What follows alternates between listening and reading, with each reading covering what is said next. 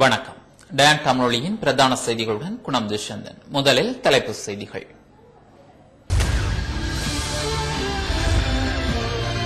கொழும்பிலிருந்து பல பாகங்களுக்கு செல்லும் விமான சேவை கட்டணங்களில் போட்டித்தன்மையுடன் கூடிய நெகிழ்வான குறைப்பினை ஏற்படுத்தியுள்ளதாக ஸ்ரீலங்கன் ஏர்லைன்ஸ் அறிவித்துள்ளது. பொதுநலவாய நாடுகளின் அரசு தலைவர்கள் கலந்து கொள்ளும் மாநாட்டை எதிர்வரும் 2013ஆம் ஆண்டு இலங்கையில் நடத்த தீர்மானிக்கப்பட்டுள்ளது. இலங்கை நிர்வாக சேவை சேர்ந்த 140 பயிற்சியாளர்களுக்கு பயிற்றுநர்களின் ஆரம்ப நிகழ்வு இன்று காலை யாழ் மாவட்ட செயலக கேட்போர் கூடத்தில் ஆரம்பிக்கப்பட்டுள்ளது. அதிகரித்து வரும் வாகன விபத்துக்களை கட்டுப்படுத்துவதற்கு அரசாங்கம் புதிய விதிமுறைகளை நடைமுறைப்படுத்த உள்ளதாக தெரிவிக்கப்பட்டுள்ளது. கருப்பு பணம் குறித்து விசாரணை நடத்துவதற்காக உச்சநீதிமன்றம் சிறப்பு விசாரணை குழு ஒன்றை அமைத்துள்ளது.